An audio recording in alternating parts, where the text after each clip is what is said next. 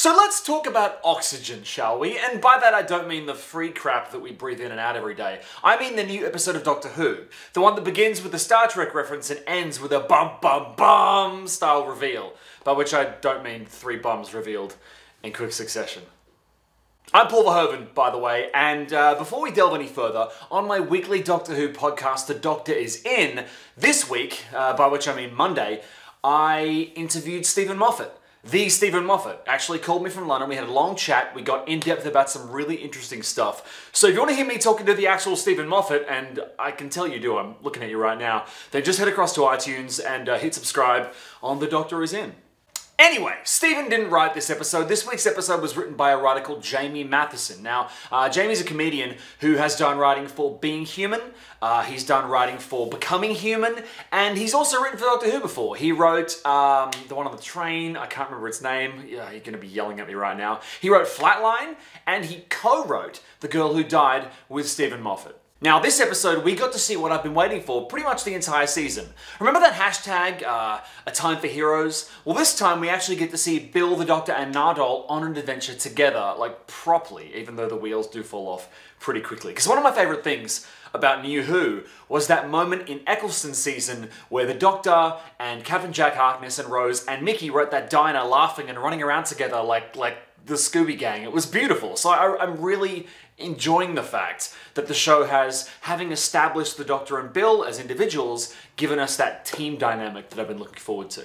Now, in Oxygen, we are once again given the Bill-Doctor dynamic that I've been enjoying so much. Okay, so we've got the Doctor, who is so capable and intelligent, and they write him that way in this episode, but he's also so excited to be out of house arrest that he sort of plows them neck first into danger without realizing it. Then we have Bill, who is really enthusiastic and eager to go to space, but then she sort of has to deal with some hard truths when things go south. She's also learning what happens if adventuring with the Doctor goes wrong, which it frequently does.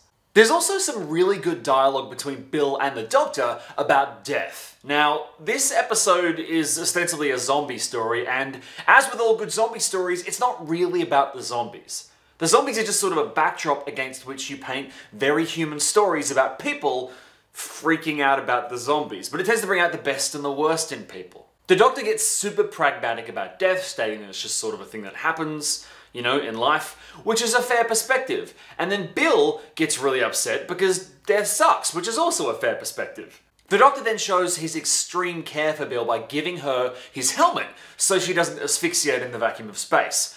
Which is what good friends do, really. He's basically ruining his body to make sure that she's okay, which personally I think is foreshadowing the regeneration. I think we're going to have a 5th Doctor and Perry kind of scenario where one of them can live and he takes a bullet for her, basically. I really hope this isn't another Doctor and Wilf thing, but it's probably going to be, isn't it? Also, the story is pretty solid. It feels like a kind of mishmash of Duncan Jones' film Moon, which I'm sure you've all seen, and Star Trek First Contact. Because obviously there's space zombies walking around on the outside of the ship, but there's also a corporation deeming humans unprofitable and using them as effectively, you know, just a raw resource. Now, this is a true story. I once stole about, and I'm not proud of this, why am I smiling then? I once stole about probably $600 worth of stationery from a corporation I was working for. I was working for a bank. A lot of people went bankrupt that year. Anyway, so I was stealing a lot of stationery because I didn't like the company, and that was my weird way of, you know, flipping them the bird. So I just started slowly draining them of, you know, pencils and sharpeners and all kinds of stuff. Now here's a question. Do you think Paul, that's me, would have kept stealing bits of stationery from them over the year if there had been some fine print clause in my contract that I knew about, which stated that my boss was allowed to vacuum the air from my lungs and taser me in the brain until it detonated? I don't think so. And I don't think that's worth a stapler, honestly. Now, the reveal that the Doctor is blind is great. One of the most powerful things you can do to a hero is to depower them in some way, disfigure them in some way. Metal Gear Solid leaps to mind, The Dark Tower, Roland in The Dark Tower. It's going to be absolutely insane watching next week as the Doctor has to be the Doctor sans eyesight. Because here's the thing, the threat this week was bad, don't get me wrong.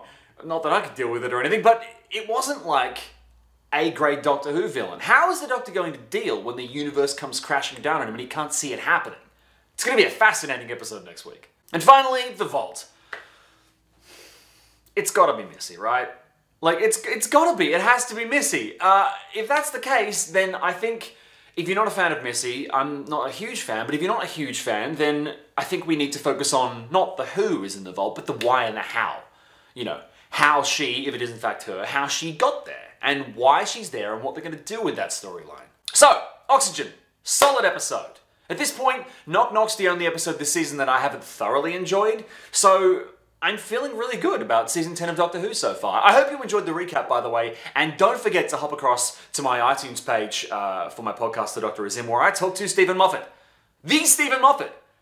But people who've been following this channel for ages will know that I have lots and lots of opinions on Stephen Moffat, and I'm really excited to be able to actually chat to him.